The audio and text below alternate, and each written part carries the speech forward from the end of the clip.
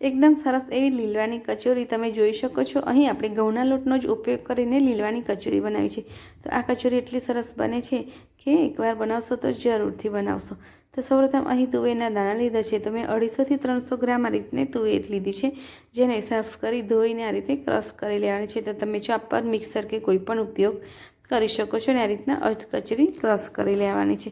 અર્ધ કચરી ક્રશ થાય પછી આપણે એક તાસરામાં તેલ એડ કરવાનું છે, અને તેલમાં આપણે તેલ થોડું ગરમ થાય એટલે જીરું એડ કરવાનું છે, રાઈ એડ કરવાની છે, 1 ચમચી જેટલી વરિયાળી એડ કરવાની છે।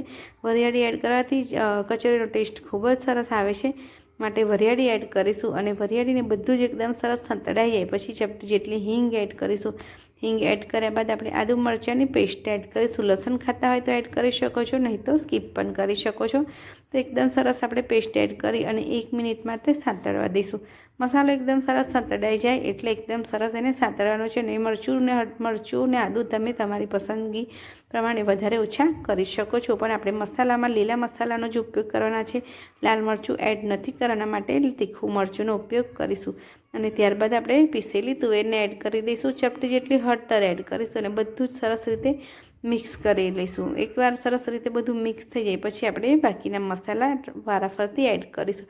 તો સ્વાદ અનુસાર મીઠું એડ કર્યું છે, ચપટી જેટલો બેકિંગ સોડા એડ કર્યો છે, જેથી કચોરીનો કલર, કચોરીના જે સ્ટફિંગનો કલર છે એકદમ સરસ ગ્રીન જ રહે। 2 ચમચી જેટલું ધાણા જીરું પાવડર એડ કરીશું, અને 2 ચમચી જેટલા અહીં મેં સફેદ તલ લીધા છે, 2 થી 3 ચમચી જેટલું છીણેલું કોપરું લીધું છે, 2 ચમચી જેટલો ગરમ મસાલો અને 2 ચમચી જેટલી ખાંડ એડ કરીશું। બધું જ સરસ રીતે મિક્સ કરી લેવાનું છે।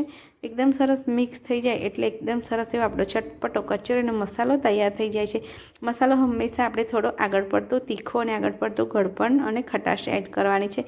લીંબુ પણ સાથે એડ કરી દઈશું એટલે ગળપણ, ખટાશ અને તીખાશનું બેલેન્સ એકદમ વધારે પડતું આગળ રાખવાનું છે, જેથી કરીને જ્યારે પણ કચોરી ભરીએ ત્યારે ખાવાની ખૂબ જ મજા આવે છે। તો એકદમ સરસ મસાલો રેડી થઈ ગયો છે અને મસાલાનો કલર પણ તમે જોઈ શકો છો। તો બસ મસાલો સાઈડમાં રાખી લઈશું અને ઠંડો થાય એટલે એને નાના નાના બોલ્સ વાળી લઈશું, જેથી કરીને કચોરીને ભરવામાં સરળતા રહે। તો બસ હવે આપણે લોટ બાંધી લઈશું। તો અહીં મેં ઘઉંના લોટનો ઉપયોગ કર્યો છે, તમે ઈચ્છો તો મેંદો પણ એડ કરી શકો છો। સ્વાદ અનુસાર મીઠું એડ કરીશું અને ચપટી જેટલો જીરું પાવડર એડ કર્યો છે, અને મોણ એડ કરવાનું છે। તો મોણ આપણે એકદમ સરસ આ રીતે મિક્સ કરવાનું છે અને મુઠ્ઠી બંધાય તેટલું મોવણ એડ કરવાનું છે। તો મેંદો એડ કરો તો પણ આટલું મોવણ લેવાનું છે, અને તો ઘઉંનો લોટ એડ કરો તો પણ આટલું જ મોવણ લેવાનું છે। તો લગભગ 2 મોટી ચમચી જેટલું મેં મોવણ લીધું હતું। તો જોઈ શકો છો આ રીતના આપણો લોટ બાઇન્ડિંગ આવે ત્યાં સુધી આપણે એને મસળવાનો છે અને મિક્સ કરવાનો છે। હવે થોડું થોડું પાણી એડ કરતા જઈ અને એકદમ નોર્મલ પરોઠા જેવો લોટ બાંધી લેવાનો છે। તો જોઈ શકો છો લોટ બંધાઈ ગયા છે, અને કચોરી જેટલી નાની કે મોટી બનાવીએ એ સાઈઝના લુવા અહીં કરી લેવાના છે। તો અહીં આ રીતના એકદમ સરસ લોટ બંધાઈને તૈયાર થઈ ગયો છે, અને બોલ્સ પણ વળાઈ ગયા છે। તો હવે એકદમ સરસ એવી પતલી પૂરી વણીશું, નાની નાની એકદમ પતલી સરસ પૂરી વણવાની છે। તો ઘઉંના લોટની કચોરી ખાવામાં ખૂબ જ હેલ્ધી છે, અને બનીને તૈયાર થાય પછી ખાવાની પણ બહુ મજા આવે છે। બાળકોના ટિફિનમાં પણ આપી શકો છો કે નાસ્તામાં પણ બનાવી શકો છો। તો આ રીતની સરસ પૂરી વણી લેવાની છે, અને એકદમ સરસ પતલી પૂરી વણવાની છે, જેથી કરીને કચોરી ખાવાની ખૂબ મજા આવે। તો જોઈ શકો છો બસ આ રીતની પૂરી વણાઈ જાય એટલે એક બોલ્સ લઈ લેવાનો છે, અને મધ્યમાં મૂકી અને આપણે પૂરીને ફોલ્ડ કરી લેવાની છે।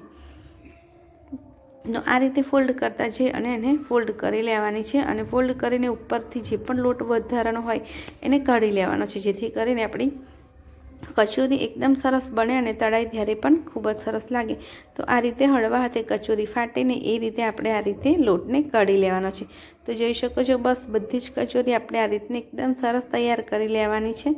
તો બધી જ કચોરી અહીં આપણે હવે ભરી લઈશું, અને કચોરી ભર્યા બાદ એને તળી લઈશું। તો અહીં મેં સાઈડમાં તેલ પણ ગરમ કરવા માટે મૂકી દીધું હતું, અને કચોરી પણ મેં ભરી લીધી છે। તો બસ આ રીતે આપણે 1 બાય 1 એકદમ મીડિયમ ઓઇલમાં તળવાની છે, જેથી કરીને કચોરી ક્રિસ્પી અને સરસ બને।